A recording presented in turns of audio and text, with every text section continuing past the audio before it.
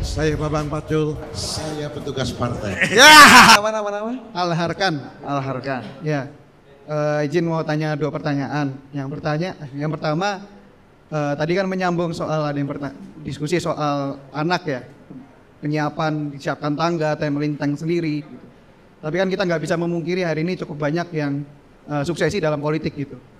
Nah, yang pertanyaan itu adalah, apakah dalam suksesi politik itu baik dan benar gak sih? Sedangkan misalkan anak dokter jadi dokter oke lah, anak pengusaha jadi pengusaha oke lah, tapi anak politisi jadi politisi dikatain oligarki politik gitu kan. Itu yang pertama, apakah itu baik dan benar? Toh niatnya juga baik kan, melanjutkan perjuangan gitu, pertama. Yang kedua mungkin bagaimana tips and trick untuk orang-orang yang nggak bisa memilih takdirnya untuk menjadi suksesi politik, untuk dia bisa menjadi yang baik gitu, dan regenerasi itu tetap berlanjut dengan baik dan tidak hancur seperti pada generasi ketiga pada umumnya. Terima kasih, Pak. Oke. Langsung Bu Pacul.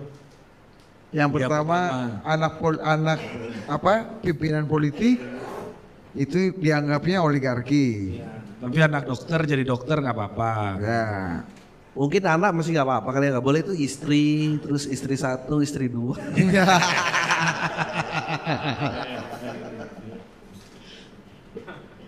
Politik itu dari kata politea.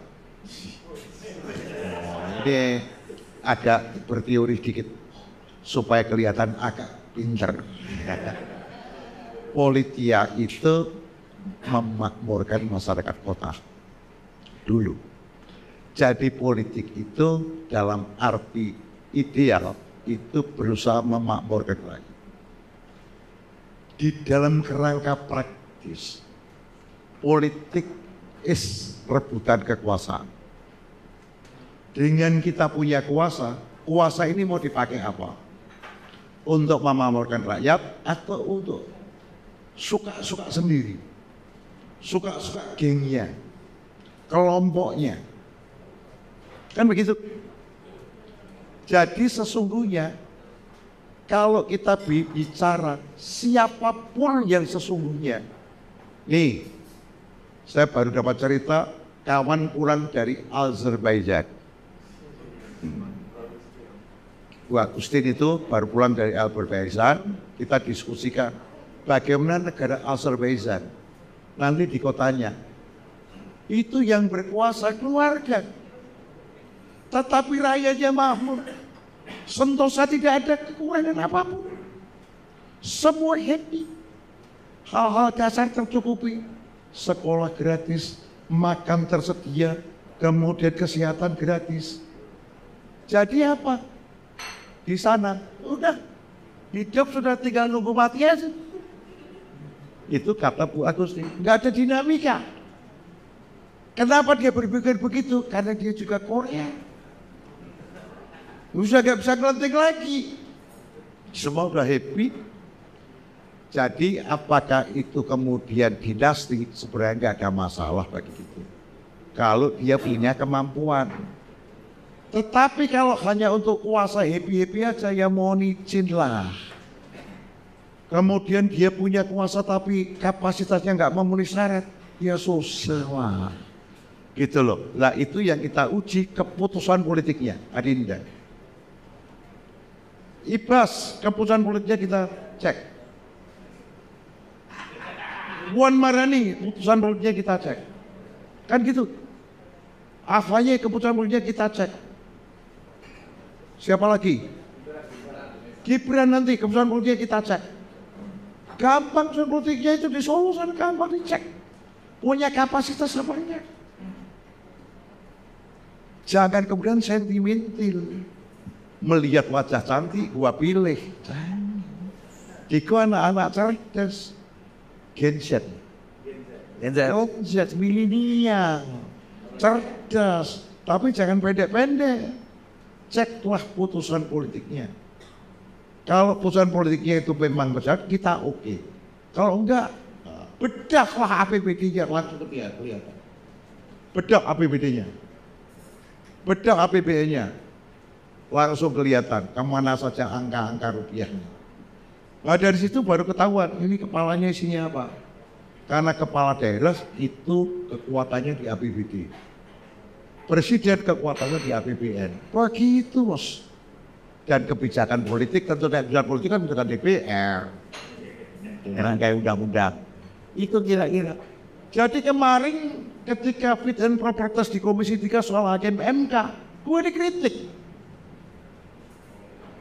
Saudara kandidat, gue tanya, apakah saudara nanti kalau kita pilih menjadi hakim MK, sebelum Anda mengambil keputusan, Anda harus berdiskusi dengan kita di sini? Nah ini dipewangi. Itu melanggar independensi. Anda salah. Ini bukan hakim hukum. Hakim MK itu keputusannya mengikat publik. Karena itu rumpun kekuasaan disatukan. Rumpun kekuasaan DPR 3 hakim MK, rumpun kekuasaan Presiden 3 hakim, kemudian MH 3 hakim ini 9 ini rumpun kekuasaan. Legislatif, eksekutif, yudikatif menurut teori dulu trias politiki.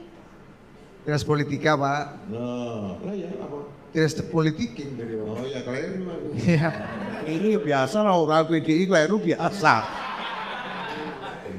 Begitu, Adinda. Jadi, Diko jangan kemudian kena stigma yang gampang. Menarik. Jangan distigma, wah ini oligarki, ini dinasti, politik dinasti. Enggak apa-apa kalau itu. Ujilah itu. Tantanglah dia. Ayo, Kaisar, datang sini, kita bicara. Kayak Bambang Pacul, kau kan berani Pacul. Jangan pakai bahasa Inggris lo ya. Pak, jadi di politik itu ada soft landing nggak sih sebenarnya Pak? Ada orang berhenti berkuasa itu ada nggak rumusnya? Yang pertama kali Diko pahami kekuasaan itu menikmati. Sesuai kau paham. Bambang Pacul ini mohon izin kalau mau datang ke daerah wah dicepatnya Pak. Pak Pacul ngerasa dia, oh, jadi kalau aku mau injek-injek itu, paling gampang. Kalau kau mau ulang tahun di rumahmu banyak bunga-bunga, berarti kamu punya kuasa. Anggrek banyak dikirim-kirim, itu kamu orang berkuasa. Gampang. Ketika Lebaran kiriman makanan banyak, kamu orang berkuasa. Itu jangan tidak sadar. Cuma pertanyaanmu ini aneh. Ada nggak soft landing? Itu masing-masing orang. Kalau Bambang Pacul mau izin, saya sudah pengen off. Saya ini 2019 dalam raker fraksi, saya dan Pak Utut mendeklar untuk tidak nyalon lagi 2019. Resmi. Karena rembukan bisik-bisik nggak disetujui, diklar aja dong.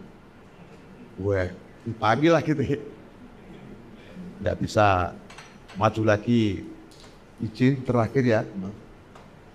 Ya wes terakhir 2019 lah terakhir mas. 2019 nah kan udah terakhir nih, dengan Mbak Puan sudah second nih, terakhir berarti 3.000. Begitu selesai partai, saya menghadap ke ketua umum.